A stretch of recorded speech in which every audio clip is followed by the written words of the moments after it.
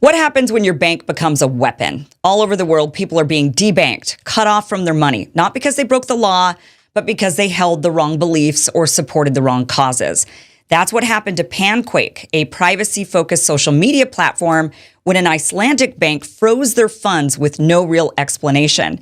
Well, now they're fighting back, teaming up with WikiLeaks' legal team in a case that could set a global precedent and blow the lid off how banks are being used to silence dissent. Joining us is former CIA whistleblower and Panquake spokesperson John Kiriakou to explain what's really at stake and why none of us are safe from this if it goes unchecked. John, welcome to the show. Thank you so much for being here. Thanks for the invitation, Kim. Good to see you. This is one of those things that people don't really think about in the fight against censorship, and it is because it's happening more and more, but it's fairly rare. You know, most of us think of censorship, we think being ripped off social media, we think of being demonetized even from certain platforms, but debanking is a serious one. This is where the bank institution says, we're no longer going to even do business with you. Explain, first of all, tell us what Panquake is. Sure. Panquake is a tech startup, but it's a tech startup that does a lot of different things, all of which are focused on both privacy and on transparency. It for example, serves as a social media platform that once it's actually out there up and running, it's going to be competing with the likes of Facebook and Twitter. Secondly, it is a short URL service where you can take a URL, put it into a Panquake box, and get a shortened URL so that you cannot be tracked on the internet while you're surfing. Very valuable in terms of privacy. And I'd like to comment, if I could, Kim, on this whole issue of debanking. Yeah. I think it's actually more common than most Americans think. When I was arrested after blowing the whistle on the CIA's torture program, I had not been convicted. I had just been arrested. Bank of America sent me a letter saying that they were closing my accounts. I had been banking with Bank of America for decades. And they included a check for the amount of money that I had in my checking account, and they said that they no longer wanted to do business with me. Wow. That was followed by USAA, which canceled my homeowner's insurance and my credit card, as well as my car insurance. Jeez. And then when I went out to find a new bank, for example, there's a United Bank walking distance from my home. I went in, I said, hi, I'd like to open a checking account. They said, great. Can I have your driver's license? I gave the driver's license. They put it into the computer, and the woman said, oh, I'm sorry. We don't want to do business with you. Wow. So this is actually more common than I think most people realize. And that's before very, very damaging. You weren't even convicted of anything at this point. You had just been arrested. No. That's it. That's Jeez. it.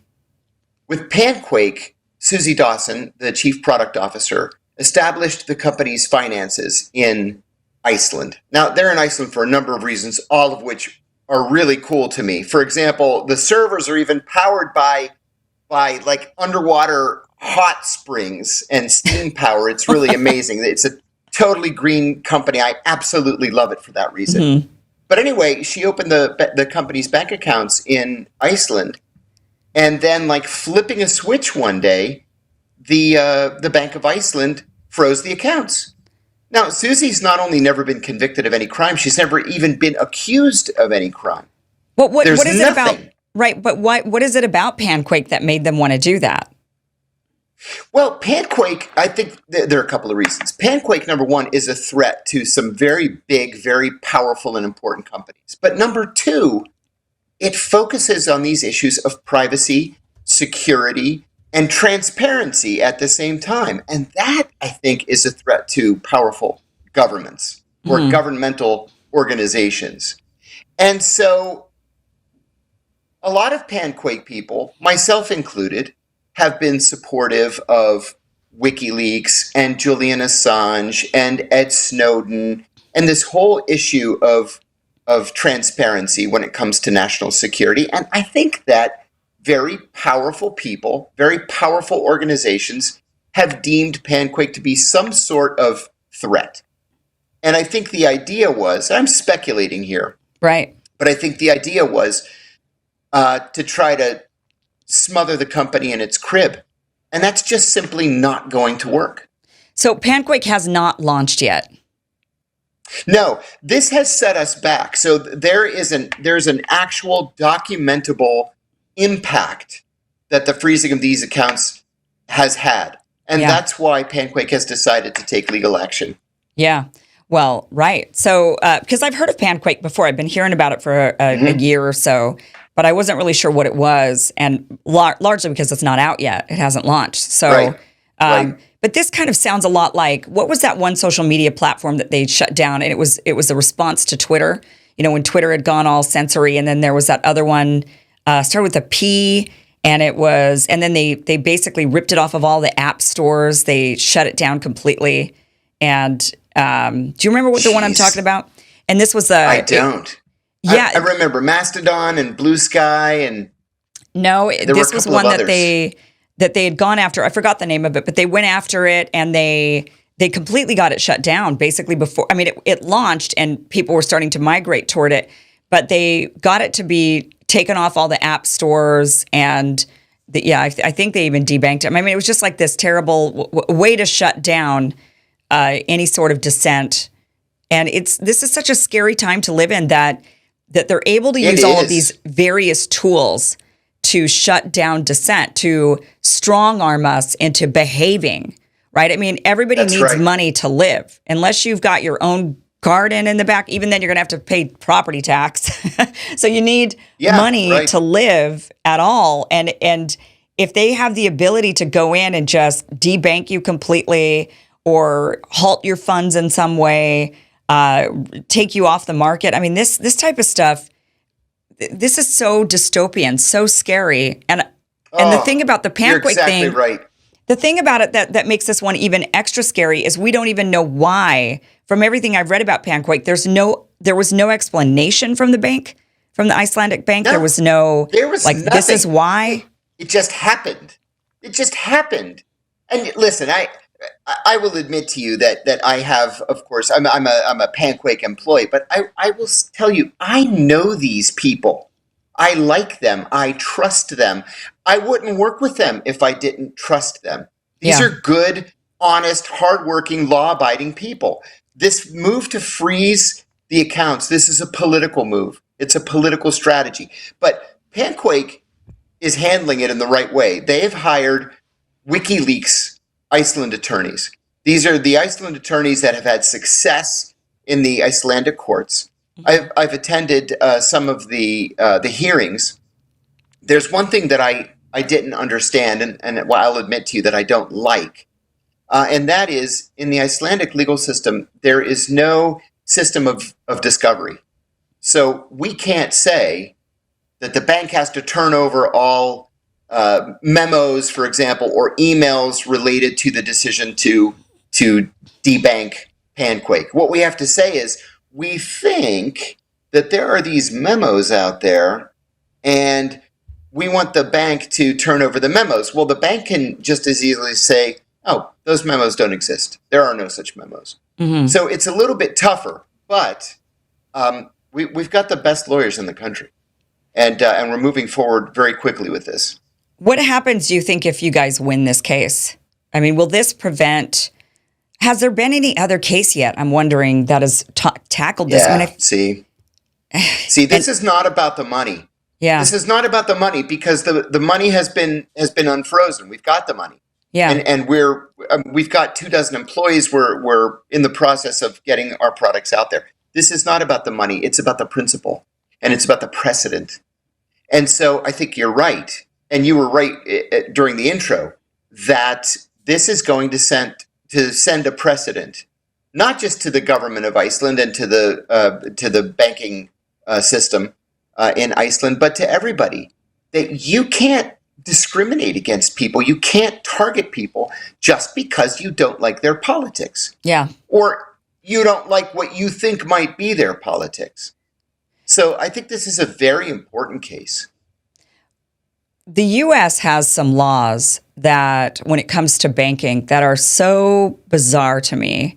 And like when they debanked you, and they were like, well, we don't like the fact that you exposed U.S. torture program, John. How dare you? Yeah. How dare you? How do you like that? But there's this weird idea, and I guess I haven't really thought it through fully. Maybe we can think it through.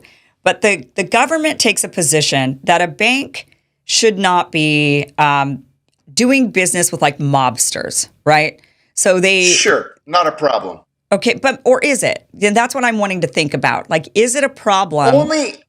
Only if there is documentable evidence of some kind of crime, like money laundering, let's say. You know the whole concept of know your customer that all these financial institutions have to go through. But I don't think they should. They don't want to be. I don't think they should know me. I don't think they should know. I don't think it's any of their business what I do with my money. Like, if I commit a crime, let me deal with that, and the government will come after me, and I'll go to jail, and that'll be that, right? But like, why does my banker need to know what I'm spending my money on? I mean, how I'm making the money. This decision should not be up to the bank. Right. I agree. They shouldn't be up to the bank. I agree with you about that. So it's just like the cell phone company. Should the cell phone company be able to say, you know what, we're not going to issue you a phone, or we're shutting off your phone service because we think you might be committing crime with your phone? Plenty of people commit crime with their phones.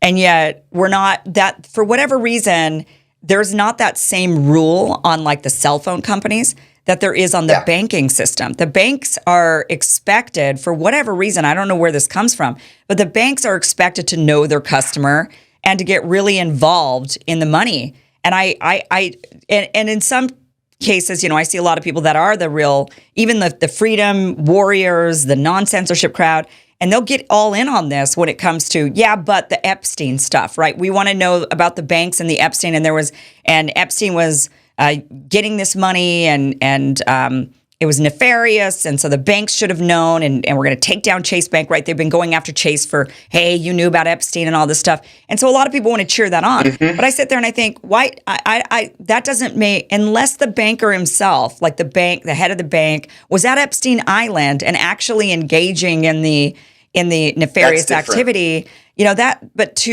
I don't think it should be, you know, a thing for banks to have to know what the hell we're doing, how we made our money, where the money came from, where it's going.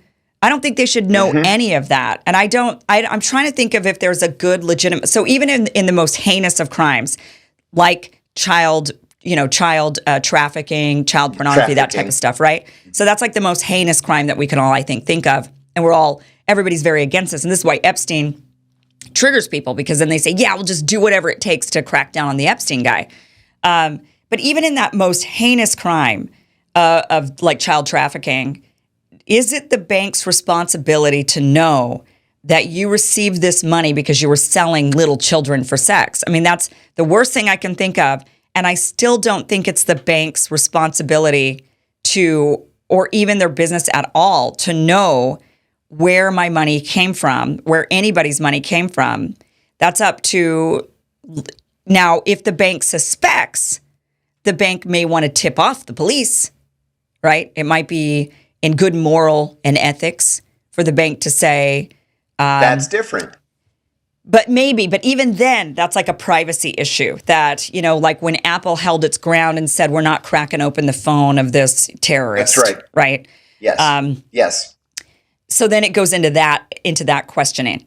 Should you then, even if you do know that maybe this person is a bad person, like Apple knowing, it's a terrorist, but we're still not going to unlock the phone. You know, is it the bank's responsibility to tip off the police? These are the types that these are the types of conversations I guess we have to have in society, because this is where it started. It started, and it always starts with the good intentions, right? That's where all of these censorship laws start. Always. And it started off with, we want to prevent the mobsters and the child traffickers. So the bank should know their customer, and the bank should follow the money. And if the money looks like it's coming from someplace bad, then the bank should be debanking this person. That's where it comes from, that good intention. Shut down the child trafficker. Dick Cheney, along the same lines, Dick Cheney once said that he would rather incarcerate 100 innocent men than to let one guilty one go free. And I'm exactly the opposite. Right. And I think you are too. Right. Yeah. Just like I don't agree that we should blow up 100 people in order to get one bad guy. I don't think that the FBI should be allowed to storm into a business building and massacre everybody and then go on TV and say, well, that's because we were going after the one terrorist and they were using the rest as human shields. So what were we supposed to do? We don't agree with that usually fundamentally. No, I'm with you. But apparently Dick Cheney thinks that that's okay. Well, a lot of people clearly do think that's okay. Yeah, apparently they do. But that's where it starts. And I think that's what people need to understand and reconcile, because I'm seeing this also with other censorship stuff. Like right now, I'm seeing a lot of the anti-censorship crowd very pro-censorship suddenly when it comes to like Israel, for example. They're suddenly like, that's right. Yeah, censor them, right? And it's, yeah, that's exactly right. We have to be for the principle, even when we don't agree with whatever, like the child trafficking is horrible and heinous, but I still don't think the bank should be debanking that. Right. You've heard the old saying, I disagree with what you say, but I'll fight to the death for your right to say it. Right. That should be all of our positions here. Panquake is a very small company compared to these titans of technology. Yeah. It's not a threat to these titans, but the idea of transparency is the threat to them. The idea of transparency is a threat to some governments. I'm looking at you, Washington, D.C., and I think that's why they're trying to snuff it out. Now, we've been fortunate, too, in that we have investors in Panquake who believe in the company and who believe in its principles, and they've kept us going. Now, of course, the bank has backed off and has unfrozen the funds, but this is a bigger fight than just the funds. This is a fight about principle, and so we have to keep up this fight. Yeah. No, you really do, because it is, we've got to stop the debanking. I just wonder, though, with this fight being in Iceland, if it will affect I doubt it'll affect anyone in the United States. Maybe it would affect people. I doubt that as well. Yeah. Is Iceland in the EU? Are they part of the EU? It has kind of a partnership with the EU. When you go through immigration, it's considered to be entering the EU, but it doesn't use the euro. Okay. And it says don't remember it's not. what its Schengen status. Yeah, it says it is. Iceland is not a member of the EU, but it is a member of the European Economic Area and the Schengen area. That's what it is. So it is in the Schengen zone. Interesting. By the way, the app that was taken off of all of the services, the Twitter app, was called Parler. And that's the one that I remember Parler. Yeah, and they were able to... It was a conservative app. Right, and they were able to bury it because they didn't like the voices that were going to be on it. And it sounds like that's similar to what's happening to Panquake. That's exactly right. What kind of a dystopian world are we living in? Where are we headed, do you think, John? Do you think we're going to get better or worse? Like, what's happening here? I think things get worse before they get better. Because even here in the United States, there's really no pushback from Democrats when Republicans are in the White House and vice versa. Yeah. On these big issues of censorship under the guise of national security, they all agree. They agree with one another. Where are the so-called progressives? Where? I'm not seeing anything. They disappeared. Yeah. Yeah, when you look back through relatively recent history, where are the Daniel Patrick Moynahans or the Frank Churches or Otis Pikes? Where are these guys? They're all dead and gone. The Ted Kennedys, they're all dead. And I can't think of anybody on Capitol Hill right now who I would consider to be a giant, a philosopher like Moynihan was, who could lead us out of this wilderness. There's nobody up there. Well, and that's the problem. Those that said they were going to fight for free speech or whatever, they're just happy to censor just a topic a different topic. They want their topics to be uncensored, and they want to censor other people's topics. And it is just the hypocrisy going against the actual Oh my God, yes. That's. I'll give you an example, if I may. Last night I went to an event to celebrate Arab American Heritage Month. And it's a big deal. They do it every year. It's a beautiful dinner, and then they have a concert, and they have speakers. It's awesome. And so this year it was supposed to be at the Amazon headquarters in Arlington, Virginia. They have a large facility, and there were about 500 or 600 people last night. So 48 hours before the event, Amazon canceled it. and said, "Oh, no, you can't come here." And they wouldn't give any reason. Well, we know the reason. So in just 48 hours, they had to, it's the Arab American Heritage Foundation, they had to move the entire event. And they found a church hall at the Saints Peter and Paul Antiochian Orthodox Cathedral in Potomac, Maryland. A beautiful facility. But they were able to move the whole thing there. Now, it's nowhere near a subway, so there were like 100 students from their universities that couldn't make it because it's impossible to get there unless you have a car. And we had speakers like Rashida Tlaib, for example, prominent doctors from the Arab American community. And finally, one of the speakers, Andy Shalal, he's a beloved restaurateur here in Washington. He owns a local chain called Busboys and Poets, which is based on the concept of free speech. And Andy said, look, let's call a spade a spade. Amazon canceled this because they're trying to silence the Arab American community, because the message of the Arab American community is in support of human rights in Gaza, anti-genocide in Gaza, and that doesn't fit into Amazon's plan. And it's the same thing with Panquake. It's the same thing that is happening to Panquake and to countless other companies and organizations around the world. Yeah. So much for free, a free country, free speech, so much for all of that. Yes, censorship is a real thing. Yeah. And we have to constantly fight it. Jeez. Thank you for talking to us about Panquake and what's going on there. I mean, I hope the fight. I hope you guys win the fight. I mean, I hope you guys take it and make some progress on this, because we do have to fight these every single time. And like you said, Panquake has the money back. It's not about that. It's about the issue, and we need more people fighting these issues, because it does. Amen. I mean, how else are we going to have our freedom? And we have to keep fighting for it. I mean, that's the whole. Got to keep fighting for it. John, tell everybody what you're up to these days. Oh, thanks. I'm up to a bunch of things. I have a show on a platform called Unified Television. It's UNIFYD. It's called CIA Declassified, and we take declassified CIA documents and use them to tell stories through history. Sometimes these stories are kind of ugly, things that the CIA did. I'm on YouTube. I have two podcasts. One with Ted Rall is called Deprogram. The other is just myself, Deep Focus, with John Kiriakou. And I've got my Substack. Oh, okay. JohnKiriakou.substack. Have you been diving into those JFK files yet? Those declassified? Yeah. And they really do have some real nuggets that we've never known before. What do you think is like the biggest, bombshell from this latest drop? The bombshell really is that James Angleton, the former deputy director of the CIA for counterintelligence, ordered CIA officers to recruit Lee Harvey Oswald as a source. That's long been speculated on and long dismissed as a conspiracy theory. It was not a conspiracy theory. It was the truth. And for the very first time, people are starting to look at the Israeli angle to this whole thing.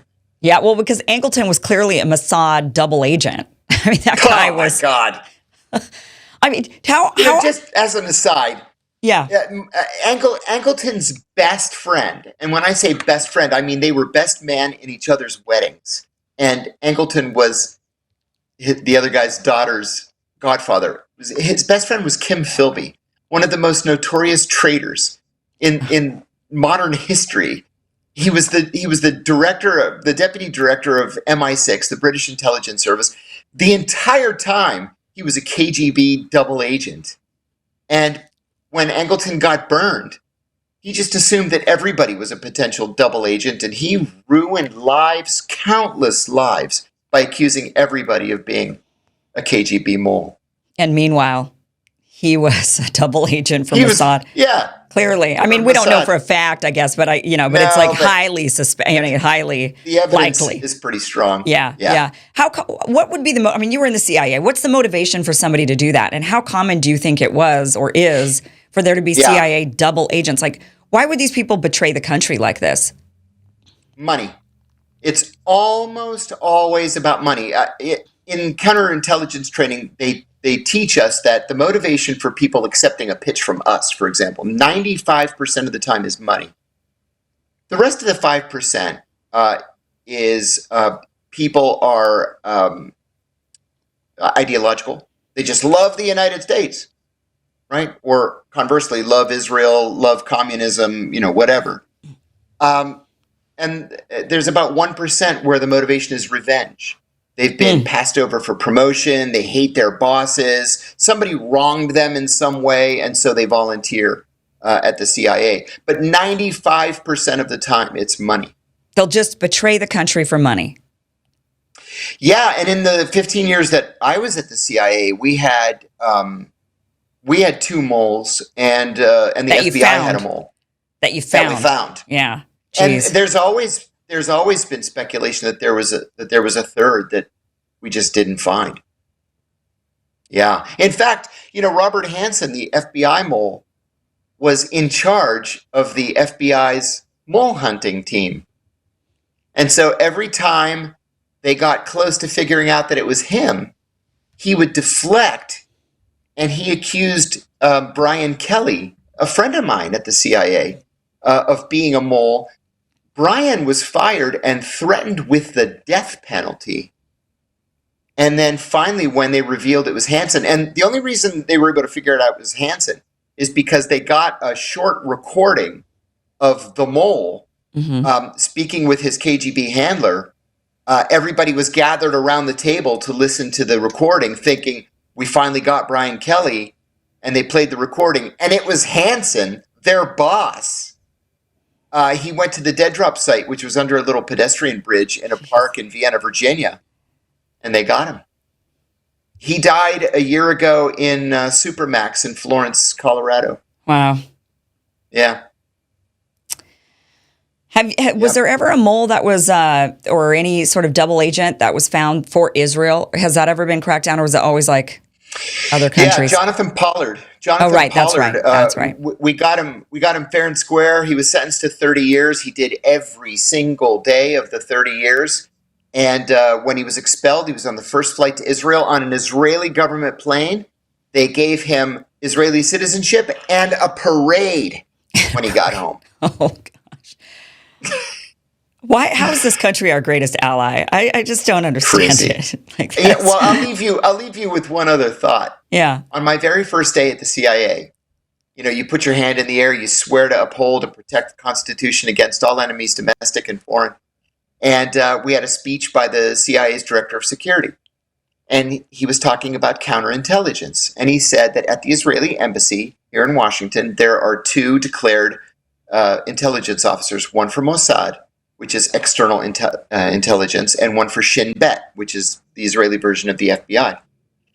And he said the FBI has been able to identify 187 undeclared Israeli intelligence agents all across the United States, mostly trying to infiltrate our defense contractors to steal our defense secrets. Even though we give the Israelis 99% of our defense secrets, they want that last 1% for themselves. And they spy on us to get it. Constantly. Greatest ally, everybody. Greatest ally. Say that John, again. Thank you so much for being here and giving us the insight into Panquake and to everything else. Best of luck to you. We have the links down below to all of the projects that you're working on. Appreciate your time, John. It's always a pleasure. Thanks for doing this. Thank you for watching this clip from the full Kim Iverson Show, which you could catch Monday through Friday, 2 p.m. Pacific, 5 p.m. Eastern, by going to KimIversonShow.com. You'll catch it live. It is free to watch. 2 p.m. Pacific, 5 p.m. Eastern. See you there.